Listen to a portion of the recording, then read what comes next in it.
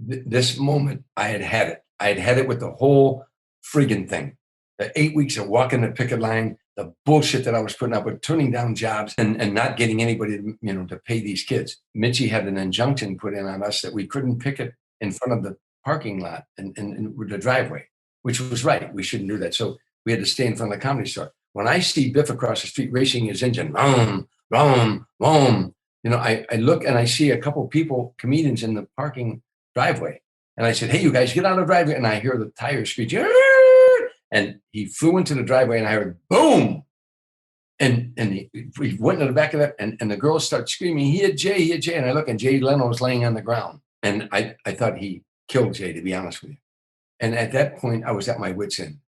And I thought, when he gets out of that car, I'm going to break his jaw. What's going on, everybody? Welcome back to My Social Life. This is the podcast where you can hear the real stories behind the people on social media. I'm your host, Jacob Kelly. As always, today's podcast is powered by TRUFAN. And before we get into today's conversation with legendary comedian Tom Dreesen, there's a couple things that we need to go over first. If you enjoyed today's podcast, be sure to leave us a positive rating and review, share it with a friend, and subscribe.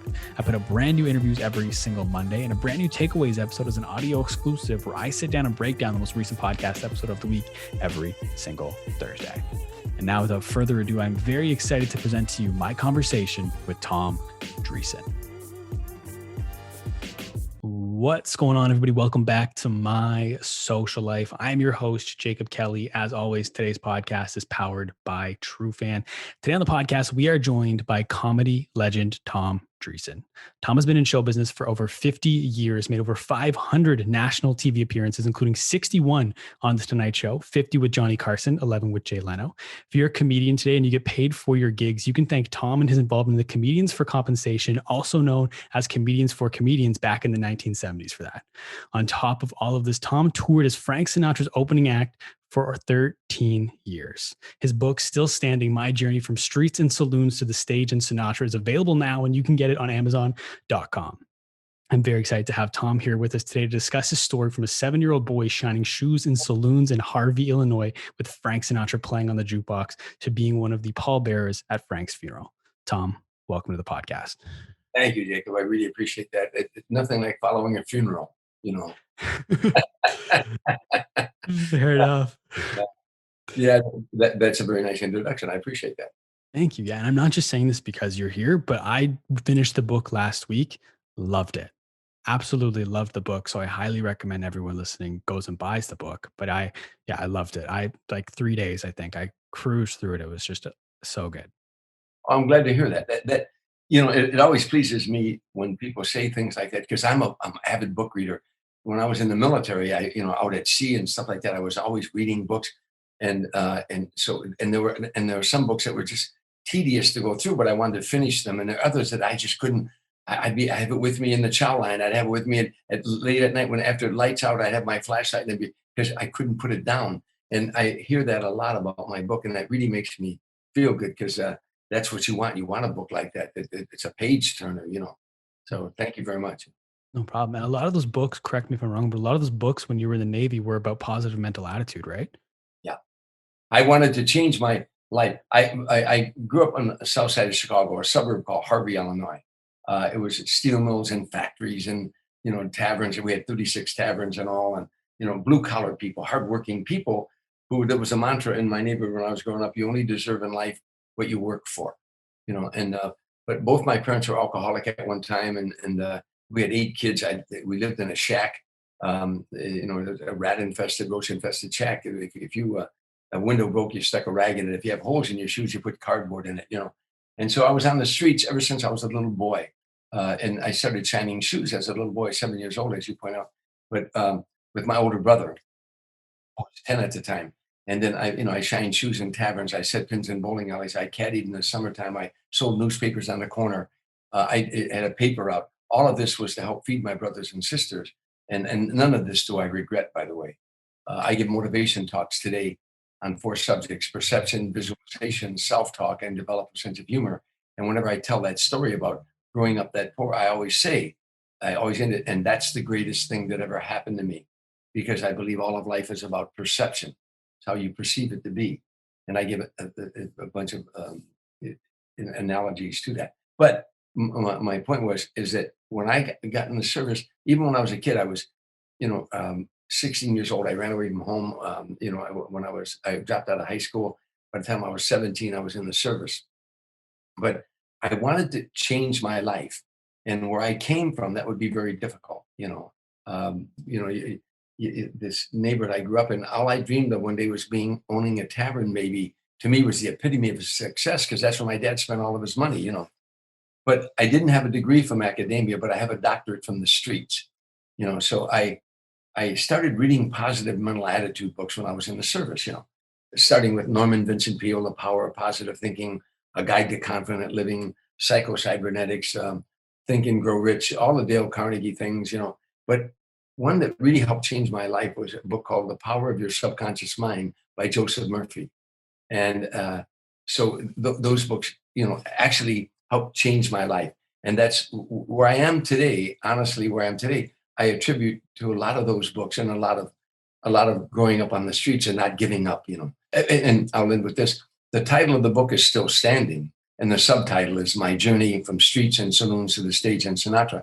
But still standing is a double entendre. I've been a stand-up comedian for 51 years. But I also been knocked down a lot in life, and physically knocked down. If you read the book, you know what I'm talking about.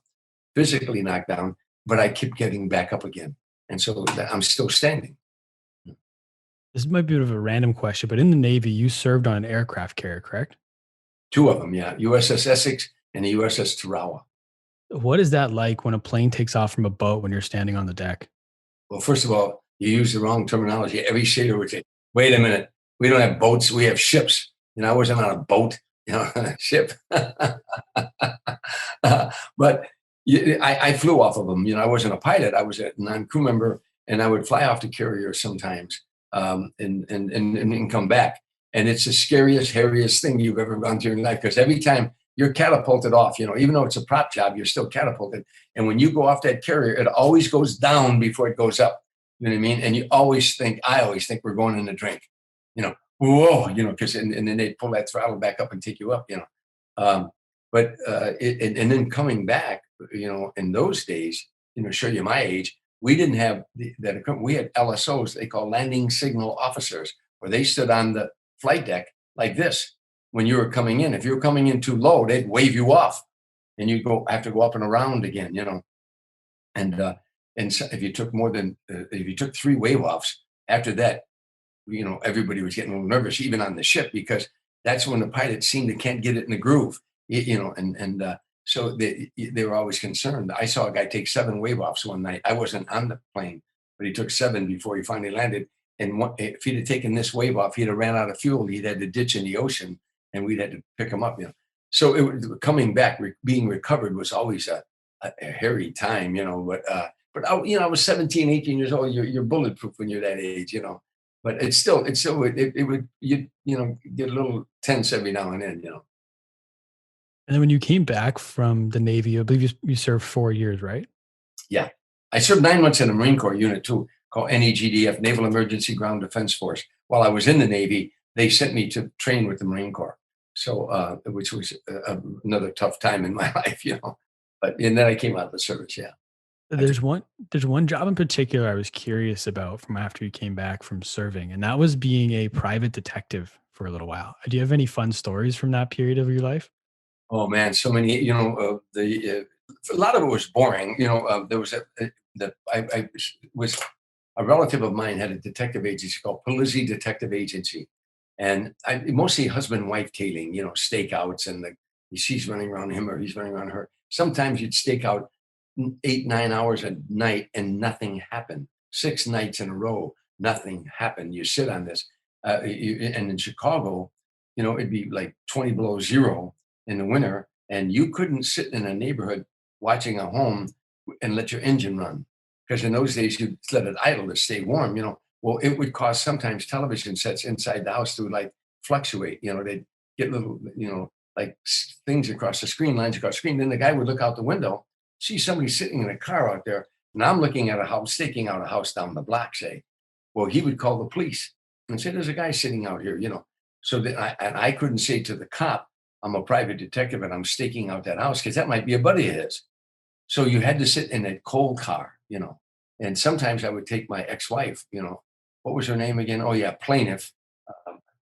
Um, but sometimes I take my ex-wife because a guy and a girl in a car, if a cop stops, it doesn't, what are you doing here? Oh, we're making out or whatever, that kind of stuff. But you would sit in that car sometimes 9 hours, 8 or 9 hours.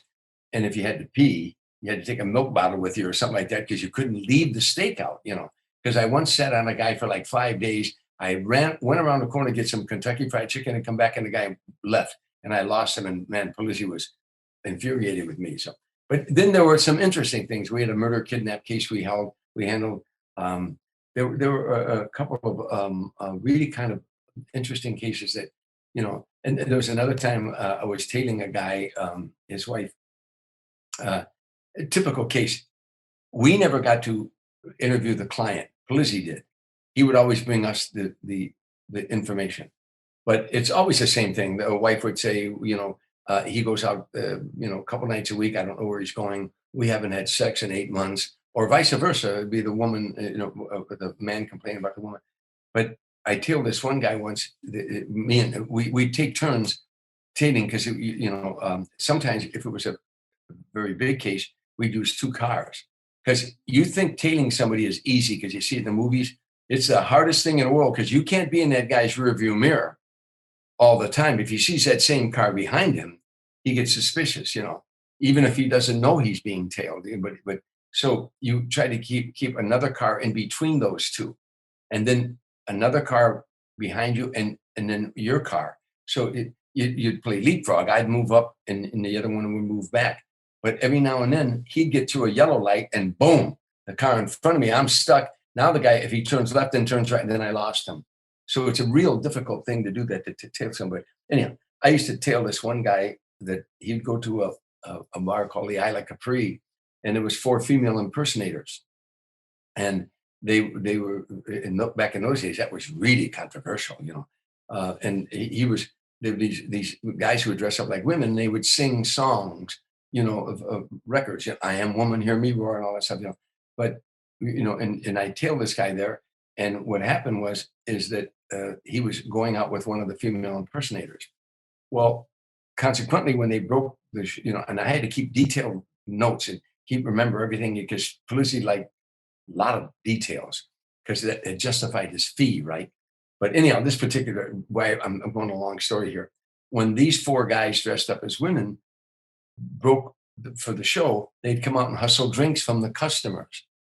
Well, I'm looking at this guy across the bar. I'm trying to keep my eye on him. One of the female impersonators was his friend. Well, one of the female impersonators would come by me and, well, can you buy me a drink? And I do all that. Anyhow, finally, this female impersonator, his name was Bobby, Bobbi, and he got a crush on me. And I'm a young kid, and I'm trying to keep my eye on this guy over here. And Bobby's trying to get me to dance with him and to go and out in the car. Come on, I don't want to do the last show. Let's go for a ride. And finally I say, no, I don't want to dance. And I don't want, and the third night I went in there tailing this guy Bobby got mad. He said, why don't you be honest with yourself? You like me or you wouldn't be in here. And I couldn't flash my badge and say, I'm a private detective. I'm following this guy over here. Now, the moral of that story is years later, about 3 years later, I'm in show business. And me and Tim Reid are hosting a cable show. And I brought those 4 female, or not the exact ones, but 3 of them on that show to talk about their, because it was one of those kind of shows that you could talk about anything you want. And by that time I could tell this guy, Bobby, that I was a private detective then. Anyhow, that's a long story. Sorry about that. No, that's okay. And actually, I'm glad you brought up Tim Reid because I'd like to talk about that period as well in your life with Tim and Tom. So, of course, it all starts with the JCs when you're working and you come up with this drug prevention program, right? Where you're trying to teach 8th graders, I believe, about the ills of drug abuse using humor. You read the book. I'm very proud of you there, Jacob. When I came out of the Navy, I wandered aimlessly. I didn't know what I wanted to do with my life. I went from job to, I got married right away. Kids come going. Next thing you know, I got a wife and 3 kids. And I'm going from job to job, and I didn't. Every job I did good, but I felt so unfulfilled. I was a private detective. I was a bartender. I was always a bartender part-time. I worked construction. I wheeled concrete, pouring sidewalks and basements. I worked on a loading dock. I was a Teamster, in loading trucks. And then I got my card and became management, where the 44 guys, Teamsters I worked with, tough Irish, Italian, Polish guys from Chicago, from Cicero. Now I'm their foreman. I used to be their boy. I was, hey, they liked that kid. Now I'm their foreman. And they were tough Teamster guys. Anyhow, but none of these jobs, I'd be sitting in a bar with my buddies at 2:00 in the morning saying, what am I, this can't be what I'm supposed to be doing. I know I didn't belong there, but I didn't know where I belonged. And I would pray. I would honestly pray. I'd say, God, what is it I'm supposed to be doing? This can't be it. And I joined the JCs, a civic group. And for those who don't know, and in those days, it was young men 18 to 36. And you worked on the problems of the community. Any problems that were in the community, you worked on that problem, and you learned how to serve on a committee, chair a committee, how to form subcommittees, and you learn leadership training programs. By helping the community out, you learn how to be a leader.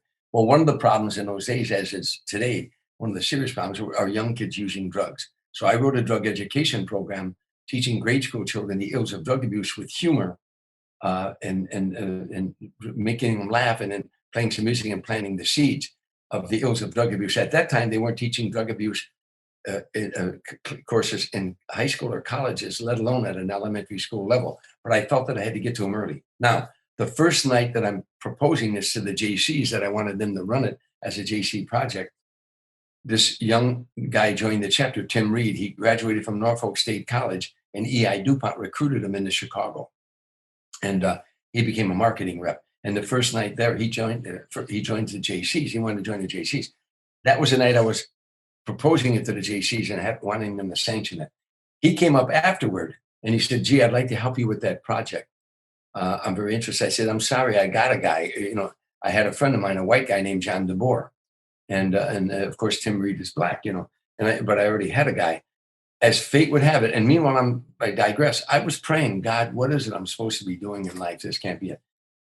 The next day, my friend John DeBoer called me and said, I can't do that project with you. I have a new job. And I said, gee, what was that black guy's name? Oh, yeah, Tim Reid. I called Tim. We get together. We rehearse the program. We go into the schools. The day we walked into that classroom, I went, oh, my God, I realized what a blessing this guy is. Because the kids were black and white. And to see a young black guy and a young white guy in those days walk into their classroom playing music, joking off of one another, we got their attention.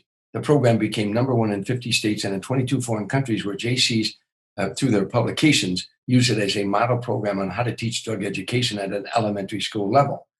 And the program was very successful. One day, and Tim and I were always making the kids laugh. One day, a little 8th grade girl walking out of the classroom stopped and said to Tim and I, you guys are funny. You ought to become a comedy team. And the thought of a black-white comedy team intrigued us because no one had ever done that before. So out of the mouth of babes, we started writing what we thought was material, and we, like 4 months, we kept writing and trying to put together some kind of an act. We didn't know what we were doing, and we went into a club one night and bombed.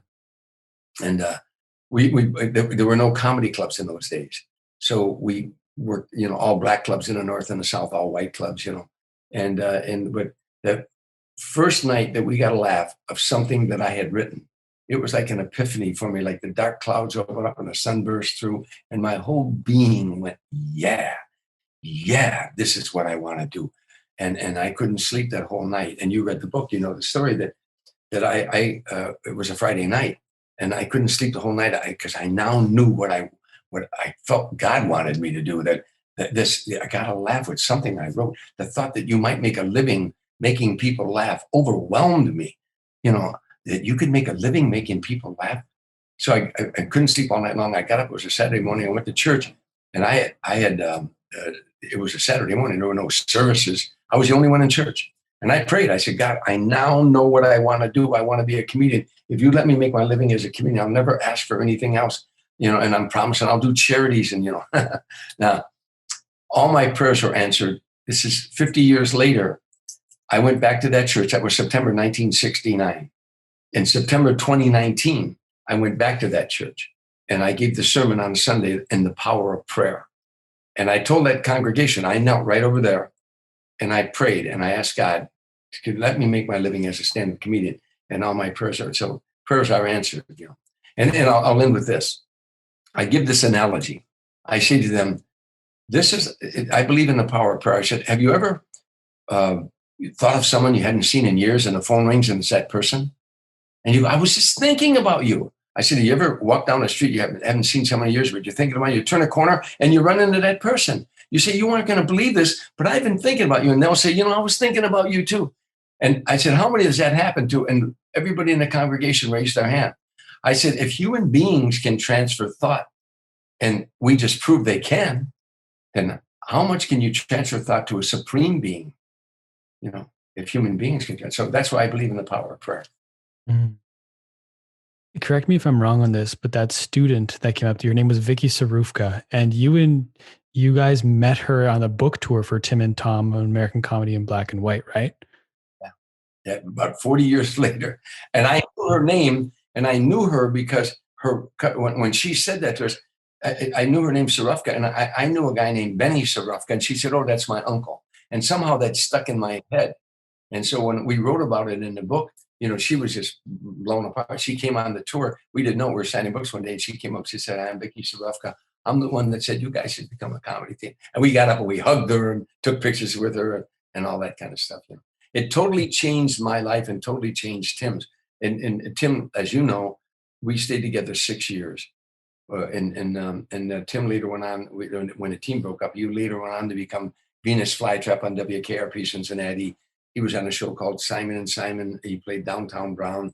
He was on many, Frank's Place, but he was recently on a sitcom called Sister Sister. He played the father, and he's a wonderful actor, director, and my dearest friend. And to this day, I mean, we see each other, we hug one another. Everything I have, everything I own, everything I become is because I met Tim Reid, and he says the same thing about me.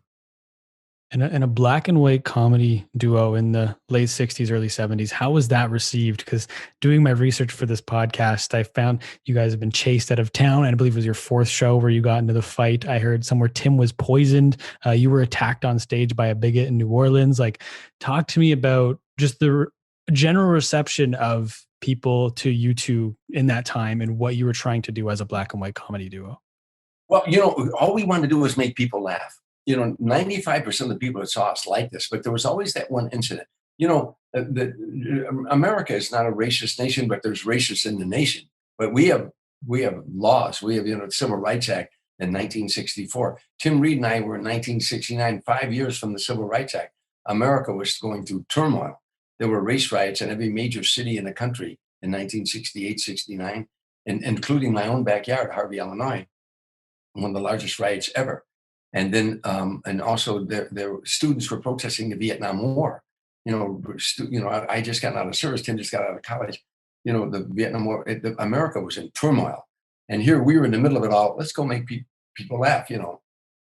And again, there were no comedy clubs in those days. So there was always that one element. If there was a black guy who hated white people, if we worked in an all black club, and there was a black guy who hated white people, hated them with a passion, he wasn't mad at me. He was mad at Tim for being with me. If we worked a redneck club where there was a white guy who hated black people, he wasn't mad at Tim. He was mad at me for being with Tim. And they had names for us. I was the N-word lover, and he was Uncle Tom. I mean, we had some skirmishes, but for the most part, people liked what we did. But there were there's always an element in your life where people play a game called divide and conquer. If they see Tom and Jacob getting along, and they don't like that idea, they'll start telling, hey, Jacob, he doesn't like you. He tells everybody about you. They'll do things to divide and conquer you. I've taught my children this, and Tim's taught his children that, through the years, that it's Martin Luther King's thing, that judged by the content of their character. So anyhow, when people saw us, and we heard this more times than you'll ever know. We did 11 prisons in 1 year.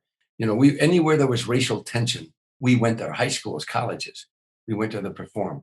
But I can't tell you how many times a white kid would come up to me after our show and say, I got a black friend that I'd like to reach out to, but if I do, the white guy's going to call me names. And I said, but watching you and Tim today, I'm going to reach out to my black friend. And then a black guy would come up and say, I got a white friend.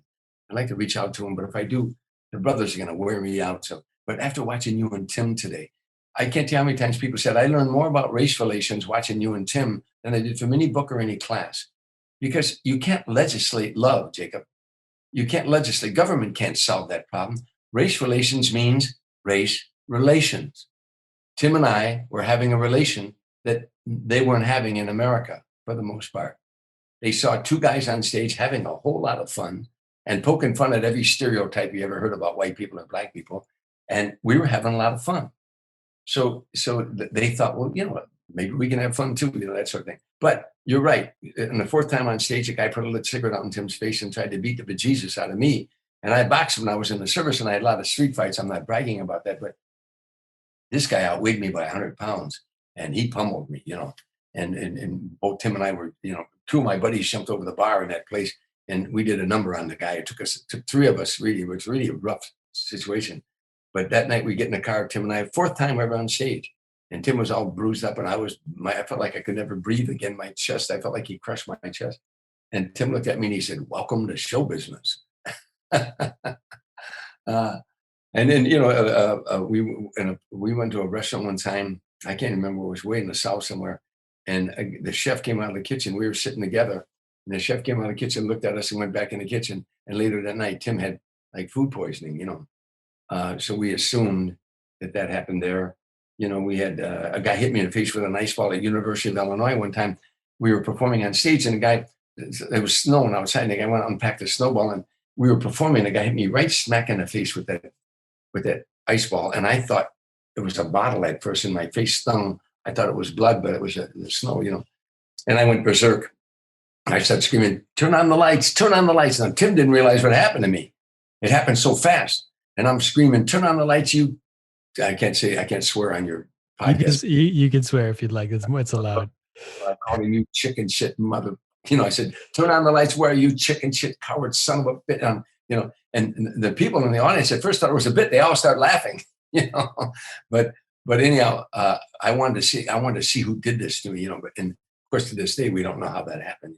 Anyhow, but for the most part, people love what we did, but we had that element that we had to deal with. And by the way, in those days, hecklers in those bars, they were popular. You had to learn how to deal with hecklers.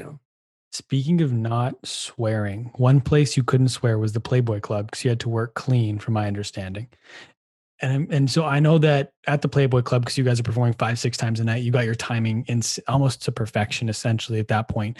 But my question with the Playboy Club is, how important was it for you to have to work clean? Because as your career went on, that came to benefit you on the Tonight Show when you were touring with Frank. So how important was it to learn to be able to work clean that early on in your career? Well, by the way, that in those days, that was the style.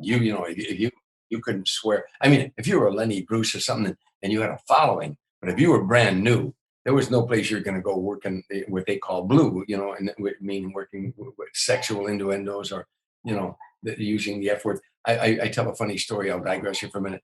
I was at the Laugh Factory a while back and trying out some new material, and I was upstairs waiting to go on, and two young comedians were around the corner, and they didn't know I was there. And one of them said, "Tom Dreesen's here." So my ears perked up, And the other one said, "Oh, yeah, he's old school."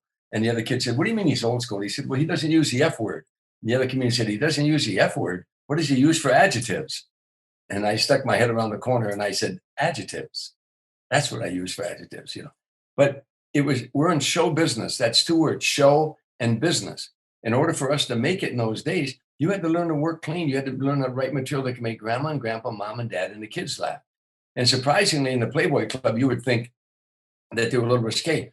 Hefner didn't want you working, because guys brought their wives in there, their girlfriends in there, and there were a lot of men that were offended by that kind of material. So you had to work clean.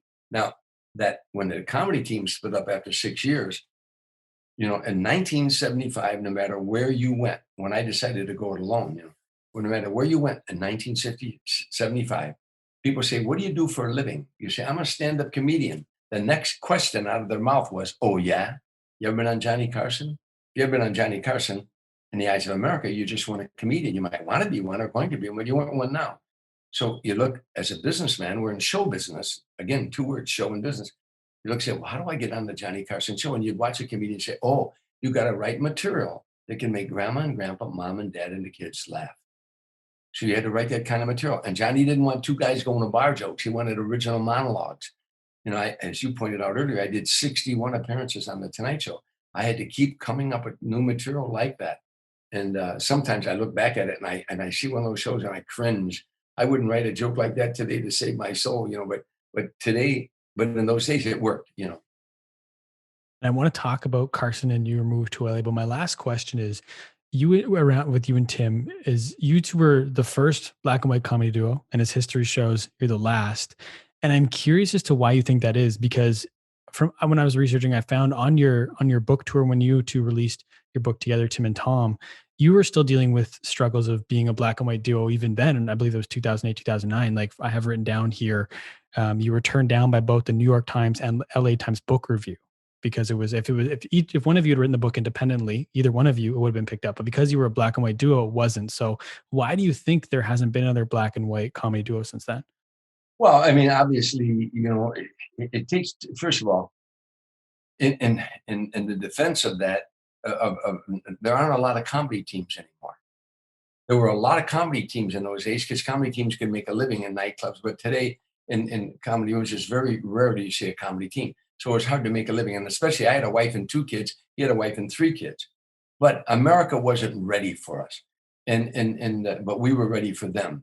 And it's a game again, like I said, people play called divide and conquer. This I believe with all my heart. America will never be destroyed from without. We are a powerful, powerful nation militarily, but we will be destroyed from within.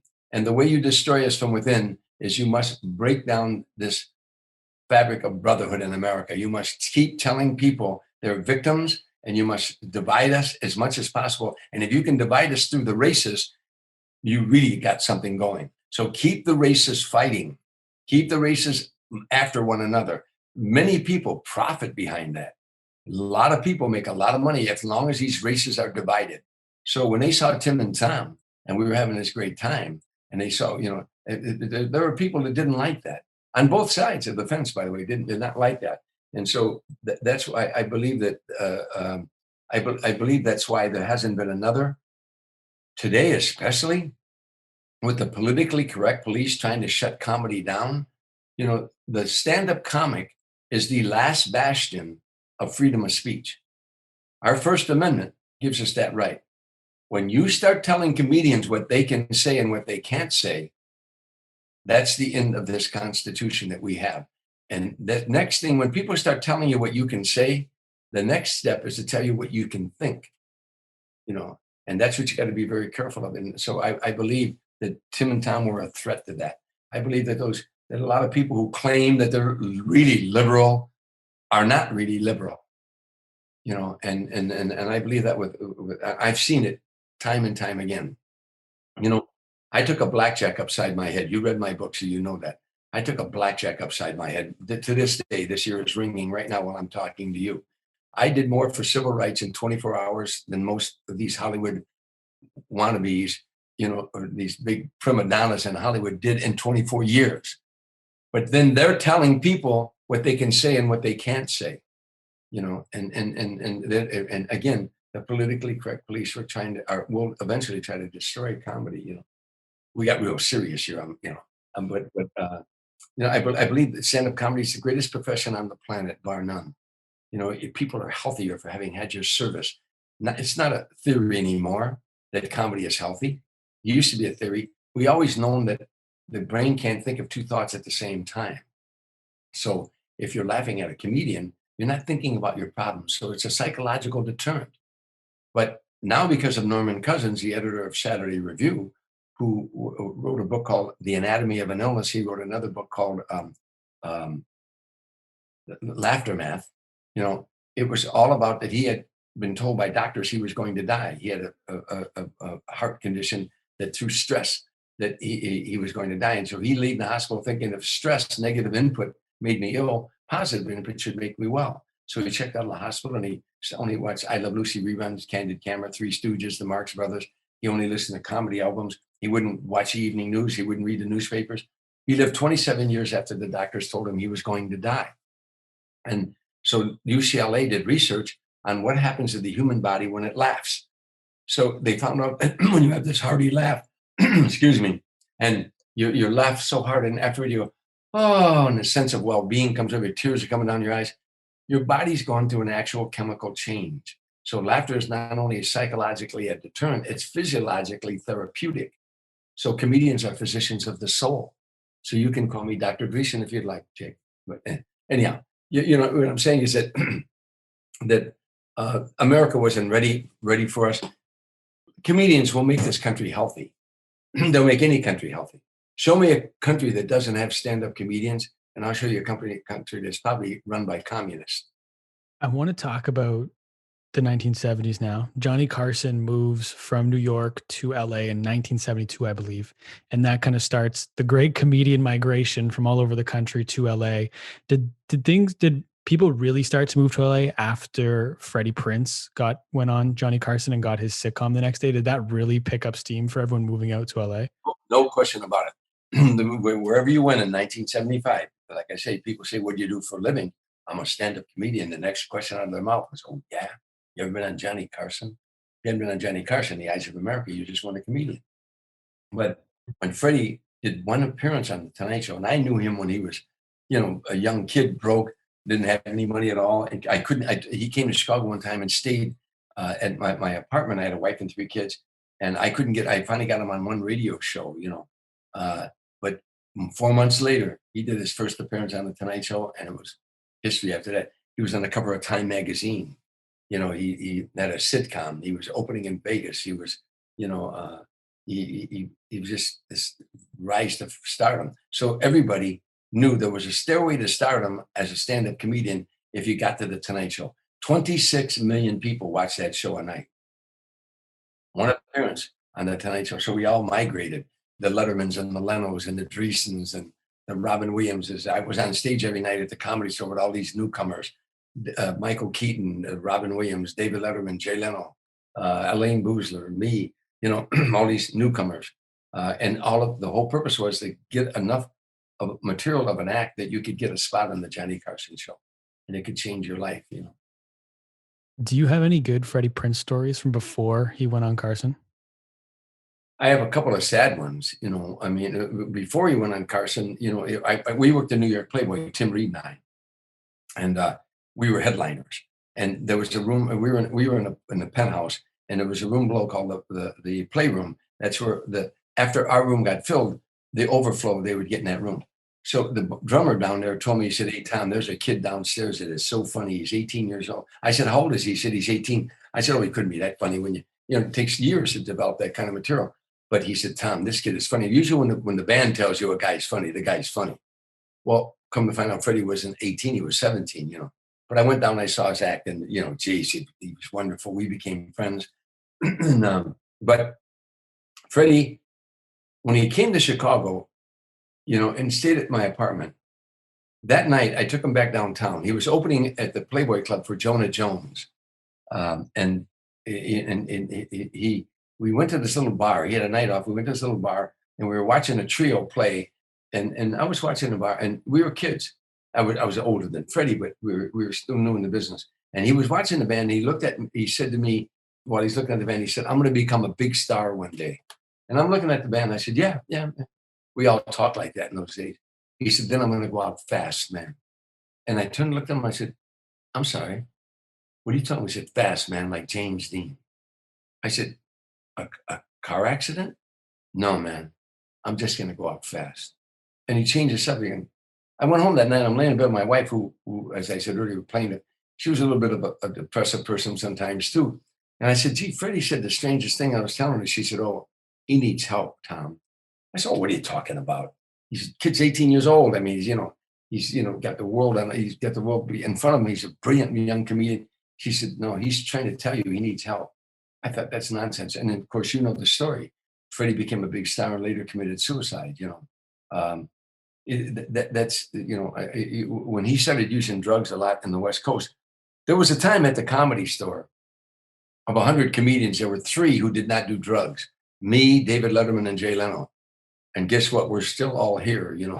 But everybody was snorting cocaine and getting high. It was a big deal in those days. Smoking grass was everybody smoked dope. Not me, but because I tried it and it got me paranoid. I smoked dope. I knew three words. What was that? That's all I knew. What was that? But anyhow, uh, So it was the big thing. And Freddie got strung up on Quaaludes and cocaine and just got very depressed. And he finally committed suicide. But one night I tried to intervene. One night he was drinking Cavassier. He was taking Quaaludes and drinking Cavassier. And I was sitting with him at the improvisation. I said, Freddie, you know that you're putting one chemical in your body that's speeding your heartbeat up and another chemical in your body that's slowing your heartbeat down. So you got two chemicals beating your heart up. He looked at me with that little boy grin he had. He said, are you giving me one of your classroom lectures? Because he knew I lectured on drugs, I said, yeah. He said, does that make me one of your students? I said, Freddie, I'm a student of yours, and he laughed and we laughed. And I thought, he'll be all right. He'll get by this, but he never did. You don't have to answer this question if you don't want to, but I'm curious if he ever played Russian roulette with you, and if those stories are true. Those stories were true. He never did that with me. I would have took that gun away from him, and I wouldn't have played that for 1 second because I was older than Freddie too. But he did do that. He would spin a gun. He didn't put a bullet in it all the time. He would spin it and he would put it to his head and click it. And one time, his secretary, his assistant Kathy, he would do that. She said, "Freddie, don't do that. That's crazy what you're doing." And one day she was in the other room and he fired a shot into the ceiling. And that apartment, that bullet hole was right where the wall meets the ceiling in the crevice there. That bullet hole was there for a long time. But he fired a shot in the ceiling, then he laid down on the floor and she come running around the corner and almost passed out. But I think he was rehearsing this, the suicide that he was going to do. And one night, of course, the story. He was sitting there talking to his business manager. He'd gone through 2 days of depression, and he was calling people, and people were, telling him, you'll be all right. And then people were starting to stay with him, and they'd take turns staying with him. And his business manager was with him like from midnight to 4 a.m. And Freddie was sitting there, and the business manager tells the story. He was saying, and we're going to do this, Freddie, we're going to invest in that, and we'll look at some of these stock. And Freddie's just staring at him, nodding. And Freddie reached underneath the seat, under this couch where he's sitting on, under the cushion, and he pulled out a gun and pulled it to his head and pulled the trigger right in front of the business manager and killed himself. He died the next day in the hospital, but it was tragic. It was really, really tragic because he was a brilliant comedy mind. But this, I'll tell you, Jacob, I've been doing this for 51 years. I've always said 85% of all stand-up comedians, I'm not talking about actors, 85% of all stand-up comedians are insecure, neurotic, sometimes psychotic, loved, starved wrecks, total wrecks. And the other 15% are gifted, confident people who say, I know how to write a joke and I know how to tell a joke. I like to think that I'm in the latter, but never trust somebody that tells you they're sane, but they're in search of themselves. They don't know who they are or what they are. And laughter is like a lot of love. And when I give motivation speeches to the comics, I always tell them this story about 85%. I said, if you're an insecure, neurotic, love-starved wreck when you're poor and unknown, when you're rich and famous, it doesn't get better, it gets worse. Because you thought rich and famous was going to take away all this angst. And that's why you got to go inside and make that right. The inner journey is far more exciting than the outer journey.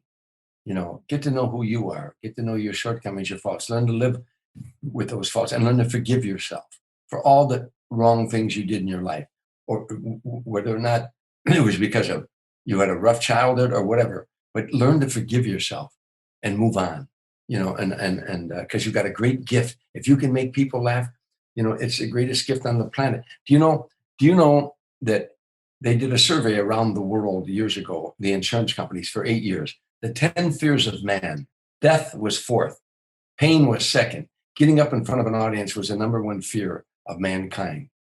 If you can get up and make and talk for 1 hour about being a house painter or a doctor or a lawyer, you're in less than 1% of the population of the world. If you can get up and make people laugh for an hour, you're in 1/1,000,000th of 1% of the population of the world. That's why I tell young comedians, you know how special you are? You have a God-given gift. Develop it, take it to its maximum. Your job is to go around the world and make people healthy because of laughter. Laughter is healing. You should laugh out loud 10 times a day, Jacob. In acting classes, we had to laugh and we had to learn how to cry. But sometimes I'll be walking around my condominium. I'll go, ha, ha, ha, ha, ha. I'll just go, ah, ha, ha, ha. I'll laugh out loud. because it's healing. Laughter is healing. It's good for you. Anyhow, I was going all the way around the mulberry bush with that. That's okay. And so despite speaking in front of people being the number one ranked fear, you made it your life's mission to do that all the time. And I'm curious what kept you going when you moved to LA, you're staying at a friend's house, you end up getting tossed out of the friend's house because of a jealous boyfriend. You're sleeping in a car for, I believe, 30 days. You're eating on $1 a day. I believe it was corn and cluck for under $1. What's keeping you going at that point? You know, you have a wife and kids back home, you're sleeping in a car, you're trying to get on at the Comedy Store, you can't day after day. Why do you keep going? This might be the best interview I've ever done because you actually read the book. This is a fantastic interview because you actually read the book. And I have hosted shows in my career. And whenever I had an author, I always read the book if I stayed up till 5 in the morning and had to do a morning show because I felt it wouldn't be fair if I didn't read it. But thank you very much. What kept me going was that, let me digress a minute from there. When the comedy team split up, again, because you read the book, my wife was thrilled because she thought I'm through with show business. She didn't marry a comedian. She married a guy who just came out of the service and worked in a factory like her dad did. Her dad brought a check home every Friday. And for 40 years, they had food on the table. The rent was paid. That's what she married. And so I understood she hated show business. It was such a precarious business, and I was a very successful insurance salesman, and I left that to make no money at all. Tim and I struggled, but so when the team split up, she thought this is it. He's going to get a decent job and we're going to get stable. I was sitting in a bar one night with my buddies. It's like 2:00 in the morning, and a bar where I used to help 10 bars sometimes. And my buddy was behind the bar. And team was split up, and I was always good at of figuring out alternatives. So I was thinking, what can I do? The team split up. I love comedy. I could either get another black guy and do the same act. I could get a job in a factory and make my wife happy, or I could go it alone as a stand-up comedian. I had never been on stage alone, and I thought at that bar, that's what I want to do.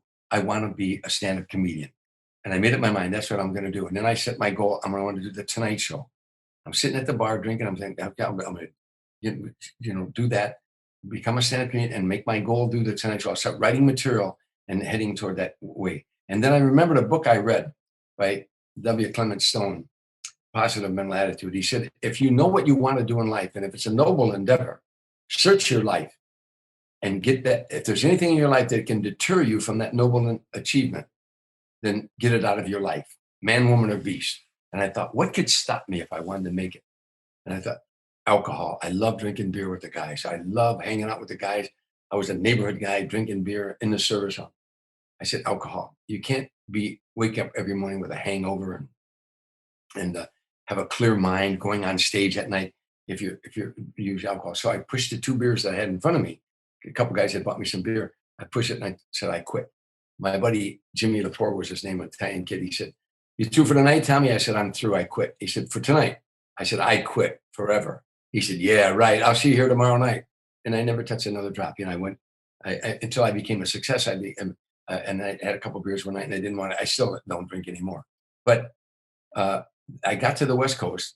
I told my wife I was going to go out there just for a couple of weeks. And because we had one more gig, Tim and I had one more gig in Houston, Texas. And then I went to LA to try to get on at the Comedy Store. When I got out there, I thought I'd get on right away. It took me a month to get on. A girl let me house sit her house. I didn't know what house sitting was. I had gotten her a job one time as a singer. She's a girl singer. And so when she heard I was coming out, she said, you want to house sit my house? Well, I'm from Chicago. When you're sitting on a house, you're going to burglarize it. That was our terminology. So I said, sure. And she had a boyfriend. She was going on the road somewhere. She said, but when I come back, you got to leave because my boyfriend's very jealous. So I stayed at her house and I hitchhiked to the Comedy Store every night. I couldn't get on at the Comedy Store. And finally she came back. She said, you got to leave because my boyfriend is very jealous. And I said, Pat, I have no place to go. I can't, I have no place. I don't have any money. Finally, she said, there's a back room in the back of the house, but you have to come in through the back door. And my boyfriend doesn't stay here, but he comes here some nights. And if you see his car out in front, whatever you do, don't come in, And so I stayed in that house for a long time. And I would, I'd sneak in the back door, but one night I came there and there was a party in the neighborhood and there was a valet parker parking cars all over. So he couldn't park in front of her house. So he parked like 3 blocks away. Well, I didn't know that. And I walk in the door, in the back door, and he thought it was a burglar. He was sleeping on a couch. He went berserk and he jumped up and he's screaming, "There's a guy in the guy in the house." And he was, and she said, "It's my friend." He's your friend. And how long now he confronts me. He's calling me all kinds of names. How long have you been here? And all that. And I said, look, I'm a married guy. I got 3 kids back in Chicago. Pat's a friend. And she's helped me. Yeah. Well, how come I don't know about it? How come I don't want, if she's your friend, and if it's just a friendly relationship.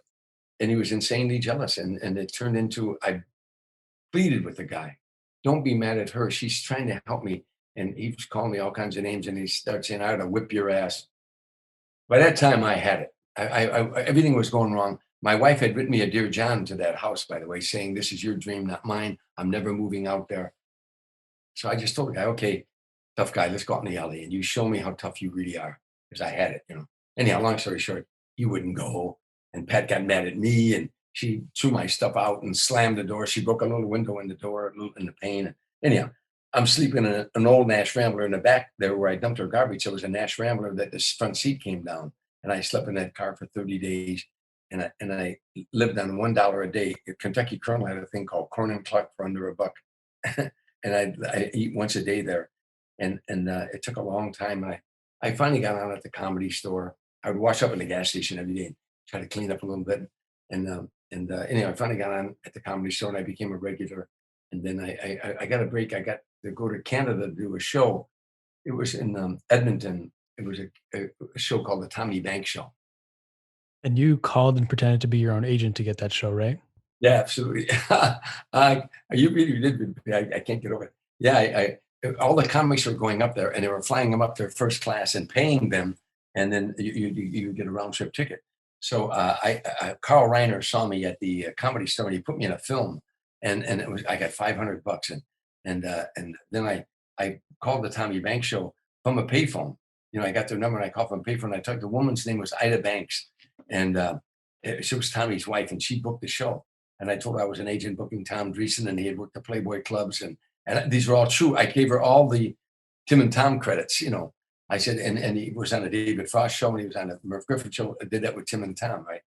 So she said, "Well, yes," and they said he booked me up. And when I went on that show and I scored that day, he said, "Well, you've been around." And I said, "I got to be honest with you. This is the first time I've ever done it." And they didn't believe me. I was on the air when I said that.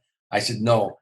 I called Ida and I told the story on there but they laughed and they booked me a lot. And my whole life changed. I went back to Chicago. I opened for Fats Domino at Mr. Kelly's in Chicago. I convinced my wife that her and the kids had come back with me to the West Coast. And I came out here and I struggled and I really struggled. But again, the talent coordinators at the Tonight Show saw me and my whole life changed. I did that first appearance on the Tonight Show. And there's no describing what that's like, Jacob. Mhm. So you did your first appearance at the Tonight Show. I'm curious if auditioning for Mitzi was more stressful than your first day at the Tonight Show. Mitzi, for the people listening, Mitzi owned the Comedy Store, Mitzi Shore. At that time, there was no improvisation in LA. There was no Laugh Factory. There was only one place, the Comedy Store. And it was like the hottest place in the country. Comedy was the rock and roll of the 70s. Every night in the Comedy Store, talent coordinators from every show, people from sitcoms looking for young comedians, bookers for Las Vegas, agents, managers, they all were coming to the Comedy Store. So if Mitzi Shore didn't like you, it was over. And when you auditioned for Mitzi and she didn't like you, go back to Toledo, pal, go back to Ottawa, go back to wherever you're from, or Harvey, Illinois. And so when I got a chance to do 5 minutes in front of her, the pressure was enormous. But fortunately, I scored. And when I came off, she said, "You've got stage presence and evidently you know something about the stage. So we'll put you on a regular schedule." And then from there, it was trying to get the Tonight Show. And it was like 6, 7 months of just working on material, and finally getting the Tonight Show to come and see me. And I auditioned that night with a comedy team called Baum and Eston. There was 3 of us, a comedy team, Baum and Eston, a new kid named Billy Crystal, and me. I don't know whatever happened to Billy Crystal, but I'm on Jacob's show right now. Eat your heart out, Billy. There you go.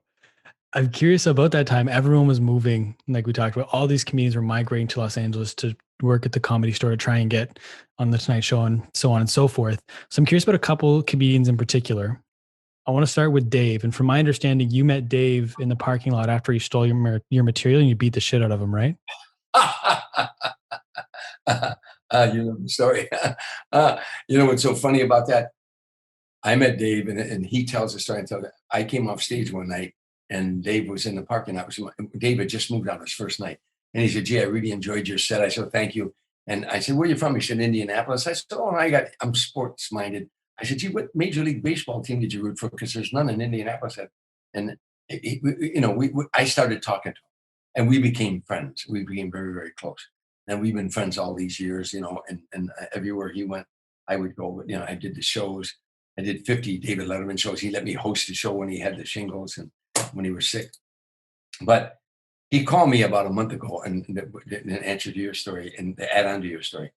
And he said to me, no, it was a couple months ago, really. He said, "Tom, every time you do an interview or I do an interview, we always tell the same story, how we met." And he said, "How I was waiting in a parking lot when you came off stage and I told you how much I enjoyed your set." I said, "Yeah." He said, "Well, it's a boring story." I said, "Was it true?" He said, "It's a boring story." I said, "Well, but it's the truth." He said, "I don't care." He said, "From now on, let's tell people you came off stage, I stole some of your material, and you beat the shit out of me in the parking lot." I said, "Dave, now why would I tell a story like that?" He said, "Because it's a better story." I said, "You got 30 million fans who'll be chasing me through airports." He said, "I don't care. That's a story we're going to tell from now on." Now, a couple weeks go by, and he calls me and he says, "Do you know the governor of Illinois?" And I said, "Yeah, I met him, but I don't know him." He said, he had a personal problem that he wanted to work out with the Illinois General Assembly that he thought they could help to help a friend out. And so I said, "I know the Senate Majority Leader, or the President of the Senate, named John Cullerton. I can call him." He said, "Would you do that?" So I call John and I tell him Dave's situation. He said, "Oh, we're taking care of that, Tom. That's all being done through some statute or something." So I said, "Would you do me a favor, John? Could I have Dave call you and you explain to him because you'll explain it better?" He said, "Sure, give him my number." I said, "Oh, John, by the way," and John's a real funny guy. I said, "John, tell Dave the only reason you're helping him is because Dreesen beat the shit out of him in the parking lot at the Comedy Store years ago." He said, "Okay." He didn't know what it was about, but he said, "Okay." So 10 minutes go by and my phone rings and it's Letterman. I said, "Hello." He said, "Didn't I tell you it's a better story? I told you that's a better story." You know, And he also had the greatest ad lib under pressure you've ever seen, right? no question about it. We were at the Laker game. We went to the Laker game. Four of us comedians. It was Johnny Witherspoon, me. I think it was Johnny Dark, Kelly Monteith, uh, and we all went to see a Laker game. We went early. Now we were not stars at that time. We were young comics struggling, and we got there early, and we went way up in the cheap seats where we were seated. But there was seated. The guys were just coming out to warm up a little bit, and so the audience, it wasn't filled yet. And we're sitting up there by ourselves, and out of nowhere, this guy came. I don't know. He had a hat, pull down hat, a big thick beard, and looked real weird, real weird. And even though it was like warm out, and those at that time, he had a big thick jacket on him. He walked around. And he sat right next to Letterman on the end, all by himself. There was seats empty all around us. He sat right next to Letterman, and he reached in his coat and he pulled out a big knife. It wasn't a switchblade. It looked like a Bowie knife, one of those hunting big knives. And he had the knife in his hand, and all of us froze it. Holy cow. And I said, "Johnny Witherspoon," I said, "You see what this guy's doing?" And he had the knife in his hand, and he's playing with the knife. He said to Dave, "You got any money?" And Dave said, "No, but ask around, you know." He said, then the guy just looked at Dave. He got up and walked away. I thought it was the greatest ad lib under pressure I'd ever heard in my life. I read also, in addition to your book, I read the book I'm Dying Up Here. And in that book, I believe it was from that book, you gave Dave some advice and it said, always remember that your fellow comics will get you more work than any agent ever will. Is that a true quote? And does that still stand true today? Yes. It was during the strike when the comedians wanted to go on strike. And some were afraid to, they thought if they didn't work at the Comedy Store, they'd never work again. They were making millions of dollars. The Comedy Store was making millions of dollars, and they weren't paying the comedians any money. And so by that time, I was established. I was doing Tonight shows. I was, doing Dinah Shore, Merv Griffin, Mike Douglas, Johnny Carson, Midnight Special, Rock Concert, Soul Train, American Bands, and I'm doing all these shows. I'm flying. I'm working with Sammy Davis Jr. in Las Vegas. I'm flying all over the country doing corporate dates. So I'm making money. I came home, off the road, and I'm going to go over to the Comedy Store and work out. But Mitzi had put us in the main room, 5 of us comedians, where she used to pay Jackie Mason or Rodney Dangerfield. They'd get the door. If they charged $25 at the door, they got that and Mitzi sold the liquor. So, but we always worked the little room, but they put me in the main room that night with Robin Williams and Jay Leno and David Letterman and Elaine Boozler. Afterward, Jay Leno was all upset. He said, "Hey man, she pays all the other, the big name comedians. Maybe it took 5 of us to fill that room, but she should pay us too." So I'm listening to them. I'm making money. I don't care. They finally had a couple meetings and they were all over the place. They weren't making any sense at all. And because I'd been in the JCs, I began to conduct the meetings, and I knew Robert's Rules of Order, how to conduct a meeting. And I got them organized, And anyhow, long story short, they decided to go on strike. Mitzi wasn't going to pay them. And the comics that were going to cross the picket line, there was 19 comics who did that, 18 guys and 1 girl. Otherwise, the strike would have been over in 24 hours. And I would say to them, as I said to Dave, comedians will get you more jobs in your lifetime than anybody else, and agents. Because if I work a club in Ottawa, I'm not going to work there 52 weeks a year. And Jacob owns that club. Guess what I'm going to do before I leave? I'll say, "Jacob, I got a friend named David Letterman, and he'd do real good here. I got a friend named Jay Leno. I would recommend my friends to you. And you as a club owner, you would oftentimes ask, you know any other good acts that might be able to work up here, especially if you scored, and you know any other acts you think else could do good up here." So comedians, by reference, will always get you more work than even agents sometimes, especially when you're new. So that's it. That's a long answer to a short question. That original meeting with Jay Leno after the 5 of you worked the room, that was at Cantor's, right? Yes. Yeah. And Andrews from was a long out. Yeah. I was gonna say, from my understanding, you were the one early on who used to really arrange some of those Cantors. Dinner's not the right word because it was in the morning at that point, but you used to wrangle up all the comedians to organize everyone going to Cantors in the early days, right? Yeah. Cantor's is it's a restaurant deli that, first of all, let me explain. I'm from Chicago. We are hangout guys in Chicago. We love to hang out. The gig is one thing, but hanging out after it was always the fun. And with Dave, with all the guys, after we'd all finish our sets, sometimes they'd work the Westwood Comedy Store or the LA Comedy Store or anywhere around town. We'd all go down to Cantor's afterward, and we'd sit and tell stories till 3, 4 in the morning, and funny stories and doing bits and also helping each other out. If I thought of something funny that I didn't think was right for me, I could give it to Dave or Jay or Dave would do that for me, or Elaine, or we'd always try to help each other out. So they were the greatest sessions. Hanging out. I love to hang out, and I still do to this day. Do you have any favorite moments from some of those late night hangouts at Cantor's? I don't know about favorite moments. That's just Johnny Dark is my friend. There isn't a comedian out there that will make you laugh harder at a table than Johnny Dark. So Johnny used to ride an imaginary horse. We would ride it around the restaurant, and then come up to us, and you'd think he was on a horse. Whoa, boy, whoa, come on, boy. And we would just fall over laughing. There were so many, not any particular moment that I can remember, but there were so many great nights that were, we'd hold court and just make each other laugh. And by the way, that happened when I was working in Las Vegas. When I worked in Vegas, we'd all go to the Riviera coffee shop till the wee hours of the morning. And I'd sit with David Brenner and Rodney Dangerfield and Joan Rivers and whoever was in town, whatever comedians were in town, we'd all sit and tell stories.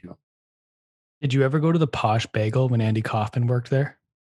No, I did not, but I knew Andy Kaufman well, and I worked with him. In fact, I was in the movie Man in the Moon. I was the act on before him, before Jim Carrey came out playing him. But not the Posh Bagel, but I knew him. What happened was he was in New York, and Elaine Boozler called me, and she said, "Tom, my friend Andy Kaufman is coming to the West Coast. Will you befriend him? Because he's a very shy guy, and if you can, pull him into the circle, which was very hard to do because Andy wasn't a hanger out kind of guy, a nice guy, and just a sad case sometimes. But that's how I got to know Andy. He was really, really something else.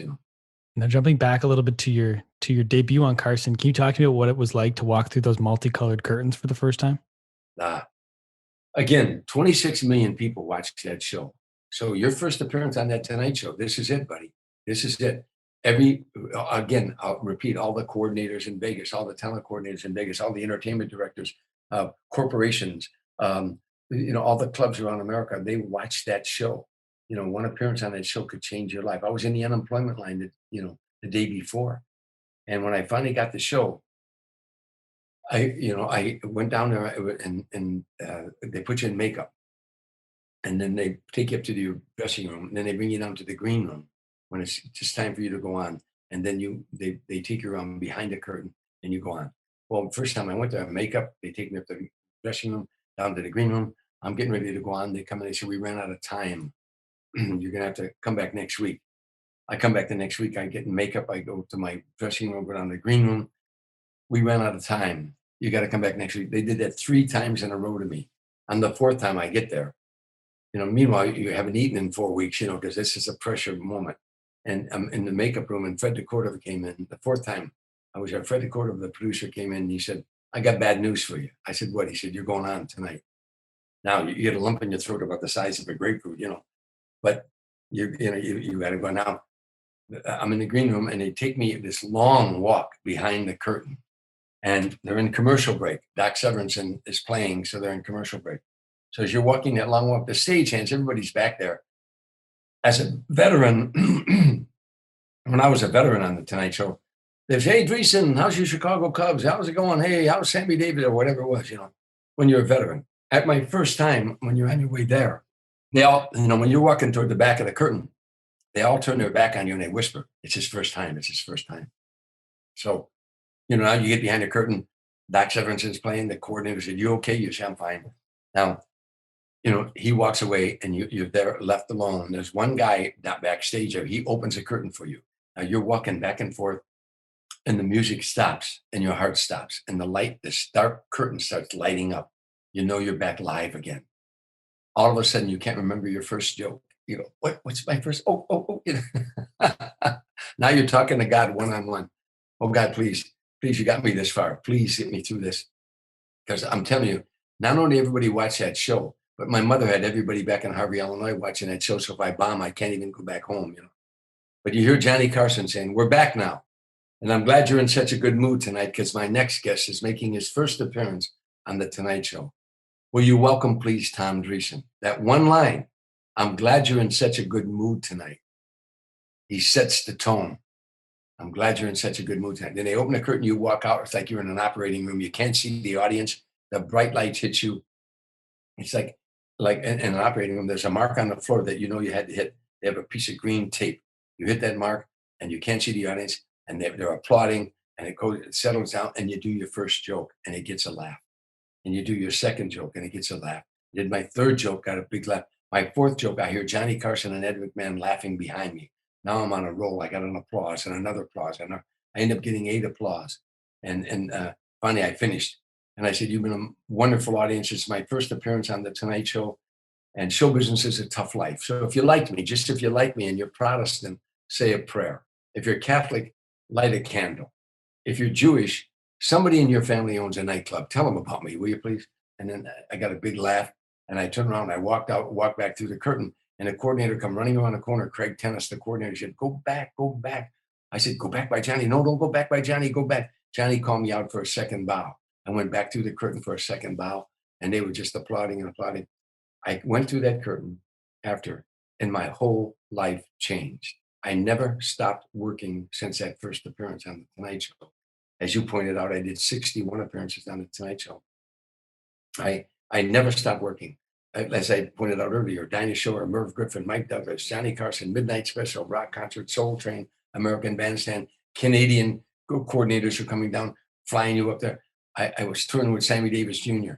And then I was touring with Mac Davis and Tony Orlando and Dawn and Smokey Robinson and Gladys Knight and the Pips, James Darren, Frankie Avalon. All these comedians I mean, all these singers wanted a comedian that could work in front of them clean because they brought family audiences in. They didn't want someone that would upset the audiences. So I was, getting just so much work. I never stopped working, and I took every job that came along to a fault. One day I was on a plane heading east, and I looked out the window and I saw myself on a plane going west. I said, I think I'm working too much. And so Johnny called you back up for the second bow. He didn't call you over to the couch, which was like, from my understanding, the real cosign from Carson. It was a big deal when he would call the comedian over to the couch. But he did come and see you after the show, right? Which he normally didn't do, and told you that he'd have you back, right? Yeah. He said, we'll have you back. And I mean, I'm on cloud nine. I mean, it's 7 years of struggling with Tim Reid and myself, and all on my own. It's all the people telling me, give it up, give it up. It's my wife leaving me 3 times, left me 3 times, wrote me a Dear John letter. It's not having rent money, grocery money. It's worrying about your children. It's all that, the next day, CBS signed me to a development deal. A guy named Lee Curlin saw me. He was from and living in New York. He was with CBS, and he happened to be watching the Tonight Show. And he saw me, and they signed me to a development deal. I got a check for $10,000 and $1,850 a month for 1 year. Back in those days, that was a lot of money. That 10,000 that paid my rent was $225 a month for my wife and kids. Paid my rent, it paid my groceries, it paid for the kids' shoes, it paid for books, it paid for everything. I could then focus on my career, writing material and going out within. Then I mean, it was that Tonight Show. In those days, there's no describing. But to your point, once I appeared on the Tonight Show to America, I had arrived. But to my industry, I didn't arrive. So Johnny called you over to sit with him. When Johnny called you over to sit with him, that's to my industry. You had now arrived. And on the third appearance, Johnny did that. Usually, Johnny didn't do it for 3 or 4 appearances. He wanted to know. He wanted to make sure you had longevity. Johnny once told you for every 100 people who could handle adversity, only one could handle success, right? Yeah, boy, you got it. He was giving me some good advice about that. Just and that's a great quote. For every 100 men that can handle adversity, only one can handle success. Because along with success comes a responsibility to remain successful. And that's the people always say to me, is it hard to make it in show business? I say, oh yes, but it's even harder to hang on, to hang on, to keep it at a level. So so that that a lot of people that become successful in my day got into cocaine, got into drugs. They're trying to keep the high going, you know. Uh, where those who had longevity, they stayed working on their career, reinventing themselves, writing new material, recreating themselves. Um, as for me, I did a lot of acting, but I always wanted to be just a stand-up comedian. I didn't care to have a sitcom or anything like that. I turned down probably more sitcoms than most comedians get offered in a lifetime. I just love stand-up comedy. I wrote a poem years ago that I won't do for you, but you read it in the book. But the first line is, as far back as I can remember, or shortly thereafter, I love to hear the sound of laughter. You know, and I still do to this day. Your mom had a nice laugh, didn't she? Yeah, my mother had a great laugh. My mom, I made her laugh.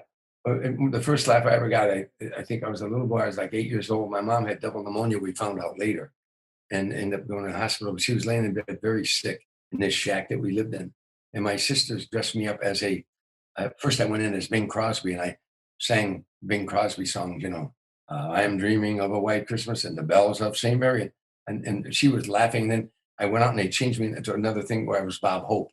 And I went in and I did some jokes and made her laugh. And she had a great laugh. Yeah, I love hearing her laugh. Mhm. And you mentioned how it was after the Tonight Show and your career had taken off was when the strike happened. So despite all of the success you were having, how come you kind of put your career essentially on pause for 8 weeks to be involved in this strike?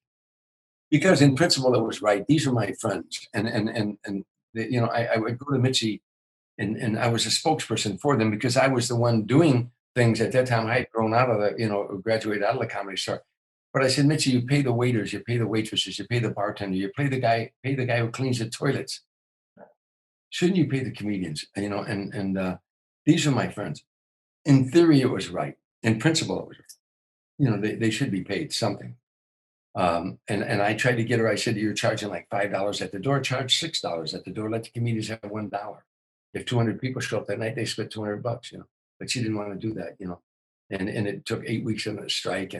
And my problem is, and I turned down $50,000 worth of work with Sammy Davis. He had a lot of work for me, but I called Sammy and told him what I was involved in. And he encouraged me. He said, hang in there, babe. That's a good idea. And you'll have a job here. Don't worry about that, But it just, that in principle, like I say, that that why shouldn't they get paid? It gives them some dignity,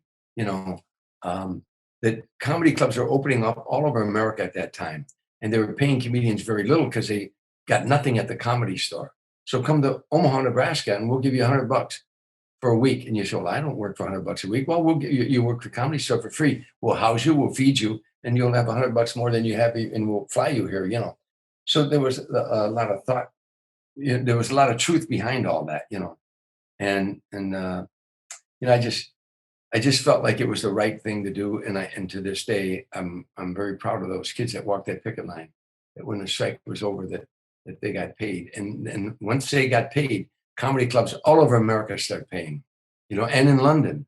And we were told that the London comedians heard about us, and they went and they started getting paid. In New York, the same way, at the improvisation, the owner of the Improv, Bud Friedman's wife, told me that when you guys went out there, the comics in New York wanted to get paid, and we sat down and negotiated with them. They didn't have to go on strike, And the strike ended essentially once Jay Leno got hit with a car, right?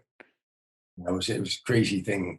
I had to speak before a Screen Actors Guild, and they wanted to have the strike was in all the papers, it was on the news.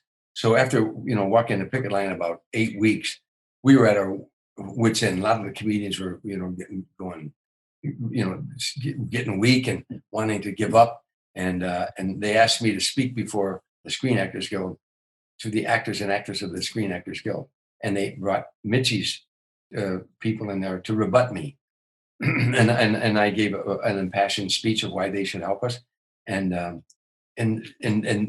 the Screen Actors Guild decided to support us. They were going to take a full page ad out in Variety and in the Hollywood Reporter asking actors, do not go in the Comedy Store while they're on strike. And the guy I debated, Biff Maynard, came back to the Comedy Store, as I did. And I was in front of the Comedy Store telling the comedians what was going on. And Biff was in his car facing east, waiting for the traffic to go by going west so he could pull into the parking lot of the Comedy Store. And Mitchie had an injunction put in on us that we couldn't picket in front of the parking lot and the driveway, which was right. We shouldn't do that. So we had to stay in front of the Comedy Store. When I see Biff across the street racing his engine, boom, boom, boom, I look and I see a couple people, comedians, in the parking driveway. And I said, hey, you guys, get out of the driveway. And I hear the tires screech, and he flew into the driveway, and I heard boom. And he went in the back of that, and the girls start screaming, he hit Jay. And I look, and Jay Leno was laying on the ground, And I thought he killed Jay, to be honest with you. And at that point, I was at my wit's end. And I thought, when he gets out of that car, I'm going to break his jaw. I'm going to hit him. And I'm not trying to be a tough guy, but as I said earlier, I boxed when I was in the service. And I had a lot of street fights as a kid. I had my nose broke twice, So I was in a lot of street fights in pool rooms and stuff. And so, again, nothing I'm proud of. But this moment, I had it. I had it with the whole friggin' thing.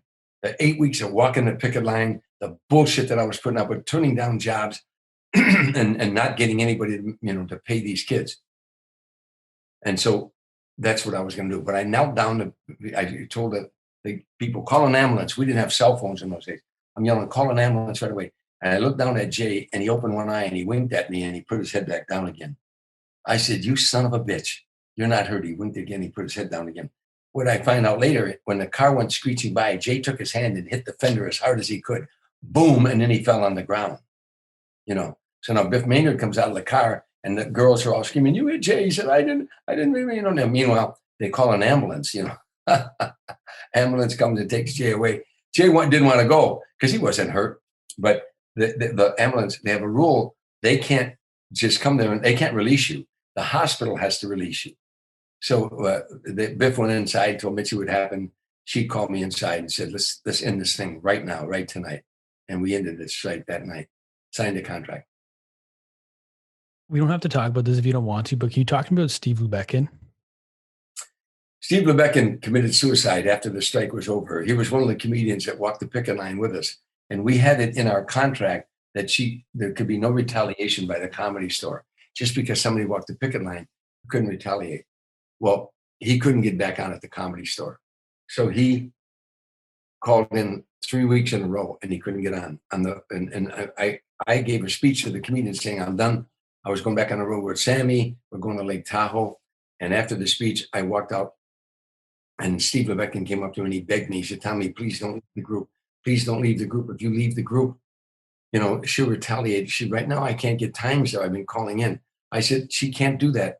It's in the contract, Steve. He said, Tom, please. Meanwhile, I had to catch an airplane. My ex-wife was with me and saying, Tom, come on, we got to go. I had to go to a meeting and then catch an airplane. Finally, I grabbed Steve by the shoulders. I said, Steve, I give you my word. I won't go back till you go back. You got my word. Now look at me. I won't go back till you go back. He said, okay. He was very forlorn. I go to Lake Tahoe to work with Sammy. And the next week, Steve called in for times and didn't get him again. And he went up on top of the Continental Hyatt House next door to the Comedy Store. And he wrote a suicide note saying, my name is Steve Lubekin. I used to work at the Comedy Store. And he dove off the top of the roof onto the ramp next to the Comedy Store and died, committed suicide. And in fact, that book, I'm Dying Up Here, that's a double entendre because it means, we comedians, when we don't do well, we say, I died last night. Well, that's a double entendre because it's about Steve Lubekin committing suicide and about us being on strike. He was a nice kid. I don't know. He was troubled. I don't blame Mitzi for that, by the way. I don't blame the Comedy Store. He was a troubled guy, and he wanted to make it. Mm-hmm. I have a quote here from Jamie Masada about kind of life after the strike. And or before the strike, people helped each other. I remember working at the Blah Blah Cafe and with Robin Williams and David Letterman. When I came off the stage, Robin sat me down and gave me notes. Letterman started fixing my jokes. You don't see that anymore. Is it true that even to this day, it's not the same as it was before the strike within the comedy community? I don't know. Jamie Masada, by the way, for people who don't know, was the owner of the Laugh Factory. And he was trying to be a stand-up comedian. and he later found a place. He borrowed money from everybody and got the Laugh Factory, turning into one of the hottest comedy clubs in Hollywood for sure. He's got 5 other ones. A brilliant kid who's got dyslexia came over to this country from Iran through Israel and came here with $1 and a cheese sandwich or something, and worked from 14 years old till he was 19 or 20 and got the Laugh Factory. It's an amazing story what he did. But the first thing he did was make sure he paid comedians at the Laugh Factory. And if he had no money at all, if he only broke even, they got paid. And to this day, he pays more than any other comedy club around. But in answer to your question, I don't know if the comedians help each other today like we did. We had a brotherhood, and a sisterhood. Again, we try to help one another with your act, especially if you're trying to get on the Tonight Show. We can help you punch up a couple of jokes, especially those of us who had done the Tonight Show and knew what to expect. I could watch other comedians work and see their material and say, oh, and that didn't get a laugh, but I'd see him later. I'd say, Jacob, you know what you need to do? First of all, don't do that there, put it here. Placement in your act is important. Editing too, taking the fat out of a joke is important. And the other thing too, if you dissect comedy, it gets boring, but 2 things when you're writing a joke. Number 1, comedy is 9/10 surprise. People laugh because they didn't think you were going to say that or do that. So the setup line has to hide the punchline. And the other rule is there are no victimless jokes. Who's the victim in the joke? Is it you? Is it the airlines, the government? Your daughter's dating a punk rocker? Somebody's got to be the victim in the joke. So, again, we would help one another. Mort Saul taught you that second rule, right? Yeah. I was a new comedian and he was appearing at Mr. Kelly's in Chicago. And I snuck backstage. I'd only been in the business about 4 months. I snuck backstage and into his dressing and knocked on his door. And I thought his manager would be there and they'd throw me out of there, but I was going to try. But Mort Saul answered the door. He was all alone. He said, yeah. I said, my name is Tom Dreesen. I'm a new comedian. I said, I wonder if I could talk to you. He said, yeah, come on in. He talked to me for like 2 hours before his next show. But he said to me, you write your own material, Tommy? I said, yeah. He said, remember, they're wrong. I said, who? He said, they. I said, who they? He said, who are you writing about? They're wrong. Government, they're wrong. Airlines, they're wrong. Somebody's got to be wrong here, Interesting way. I want to remind everybody listening that the name of your book is still standing, My Journey from Streets and Saloons to the Stage and Sinatra. It's available now on Amazon. And as I said at the end of the end title of that book, To the Stage and Sinatra. I haven't mentioned Sinatra yet, and that's because I want to hear your favorite Sinatra story, and then I want everyone that's listening to go buy the book so they can hear the rest of those stories. So can you share your favorite Sinatra story with me in the audience? There's so many stories. Favorite. I mean, you know, uh, you know, there's so many. I love to make him laugh. I loved him. He had. They called him old blue eyes for a reason. He didn't just have blue eyes. He had crystal blue eyes. They were the bluest eyes you ever saw in your life. You were for an Italian to have blue eyes. And this were like crystal blue. And when I made him laugh, those eyes sparkled. They just sparkled. But one of the hardest times I ever made him laugh, well, a couple of times, but more than a couple of times. But one time they gave him the Will Rogers Award at Beverly Hills Hotel in Beverly Hills, California. And Will Rogers, for those who don't know, was an old time comedian who everybody loved. Was a brilliant comedian, wrote brilliant material and good political material that both sides would laugh at. But Will Rogers also coined a phrase. He said, "I never met a man I didn't like." And everybody would quote that all the time. They say, Will Rogers, I never met a man I didn't like. And now Frank Sinatra's getting the Will Rogers Award. It's for charity. So he took it tongue in cheek. But at the cocktail party and everything before, people were all whispering, Frank Sinatra, I never met a man I didn't like. They're giving Frank an award about a guy I never met a man I didn't like, Frank being so volatile. So I had to get up and speak, and the place was packed. And I walked up to the podium, and I looked to the left, I looked to the right, and I looked forward, and I said, Frank Sinatra punched every man Will Rogers ever liked. And Frank came unglued. He laughed and he laughed. And I got video of that.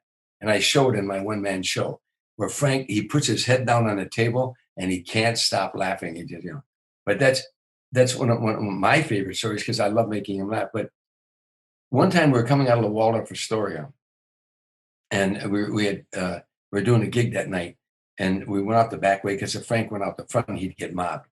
So we were rushing to the limo. Security was taking us to the limo, and a woman jumped out of the doorway, and the doorman told me she had been there for 5 hours. And she's hollering, Mr. Sinatra, please, Mr. Sinatra, please, Mr. Sinatra.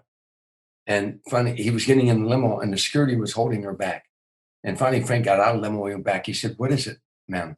She said, could you sign an autograph to my husband? He's home very ill. He's terribly, terribly ill. And if he could get an autograph from you, it would mean the world to him. And Frank said, sure. And he's signing the autograph. And she said, oh, what beautiful cufflinks. And they were a couple $1,000 cufflinks. They're very, very expensive. I know where you got them at. She said, what beautiful cufflinks. She said, thank you. And he finished the autograph. He took the cufflinks off and he handed them to her. He said, give these to your husband. She said, oh, no. I was just admiring them. I don't want. He said, no, I want your husband to have them. She said, oh, thank you. Now we get in the limo. And I said, Frank, that was beautiful. But why did you do that? He said, Tommy, if you possess something that you can't give away, then you don't possess it. It possesses you. And I never, ever forgot that. He said later on, he said, Aristotle Onassis has mansions and he has private jets and private yachts. He said, and the second he dies, all of that transfers. The second he dies, it's all gone. Somebody else has it. Nothing you own, nothing you have is yours. He said, that shirt you're wearing, if you die tomorrow, somebody else will have it. So, and he not only talked that talk, he walked that talk. You had to be very careful around him. You couldn't say, gee, I like that watch. He'd take it off and give it to you. You couldn't say, what a beautiful painting. He'd take it off the wall and give it to you. You had to be very, very careful, around him, because he had no, for money or possessions meant nothing to him. Those stories are amazing. And like I said, if anyone wants to hear, maybe we'll have to have you back to tell more Sinatra stories one day, but If anyone wants to hear them, I highly recommend, like I said, the book is called Still Standing, My Journey from Streets and Saloons to the Stage in Sinatra, available now on Amazon. Tom, I want to thank you for taking the time to be on the podcast. I'm going to ask you one final question. I appreciate your time. This is the same question I ask everybody at the end of every interview, and it's pretend you have a crystal ball. You can ask this crystal ball any question, you'll get the 100% honest answer. What is one question you want to know the answer to? Wow, that's very interesting. If I could add one question, you know, uh, you know, I really, it's a question. I guess it would have to do with God because this universe is fascinating to me. It just, when I go to the planetarium in Chicago and I see there's trillions of stars, there's trillions of there's probably 10,000 planets out there like Earth. If there's trillions of stars and the law of probability, how did this all come about? Because I believe in a higher power. But people say to me, well, if you believe in God, who created God? And I said, no one, or he wouldn't be God, you know. But it would be that question, I suppose it would be, one question I have an answer. That I'm getting too deep here because I want to know if I even said something as dumb as God. um, I remember in the movie, oh, not again, we're all over the place. In the movie, Oh God, with George Burns and John Denver, John Denver said if you're God, why do you let so many people starve to death on this planet? And God said, I don't, you do. I put enough food on this planet to feed every child 5 times over. If children are starving on this planet, that's your fault, not mine. And what a great answer. But I guess it would be, I tell you what the question would be. Is there eternity? Really? Is there eternity? You know, or do we keep coming back until we get it right? It's a reincarnation. Do we have to keep coming back till we get it right? Maybe Jesus got it right. Maybe Moses got it right. Maybe Gandhi got it right. And they don't have to come back anymore. And then they go to eternity. So is there really, is there really a hereafter? And as much as I want to believe that, and I do believe it, but something back here is always ticking. Is this it? Is this it? You know, so that's the question, I guess. Boy, that was a long question, wasn't it? That's okay. That's one of my favorite questions to ask because one, it always catches people off guard and they usually have to take a minute to think. And it always leads to some of the most interesting answers. But I want to thank you once again for taking time to be on this podcast. I really appreciate your time. I know you don't like to plug your stuff, but I want to give you the floor. Where can the people find you? Plug anything and everything you got right now. Well, TomDreesen.com is my website, and it's Dreesen. Everybody spells my name wrong, but it's 3 E's, Dreesen, .com. And you can find out, I do a one-man show around the country. As soon as this COVID thing ends, I'll be doing that again. It's The Man Who Made Sinatra Laugh. It's stand-up comedy and storytelling, and it's really successful. My book, I got to go on a book tour as soon as this COVID thing opens up. You know, so they can find all that out. And I give motivation talks. That's a passion of mine. They can find that all out on my website, TomDreesen.com. Awesome. I want to thank you once again for taking time to be on this podcast. And I want to thank everybody for listening, whether you've listened the entire way through or you only listen to bits and pieces. I really appreciate taking time to check this out. Everyone, I'm going to plug this one last time. Make sure you go and pick up a copy of Still Standing, My Journey from Streets and Saloons to the Stage and Sinatra. I'll make sure it's linked in the show notes down below, along with Tom's website, so you can find everything there. If you'd like to follow me, you can find me everywhere on social media at The Jacob Kelly. Feel free to come and say hello. My DMs are always open. If you'd like to follow the podcast, you can find us on Instagram at My Social Life Podcast or YouTube by searching up My Social Life. As always, today's podcast is powered by TRUFAN. Thank you once again for listening, everybody. We'll talk soon.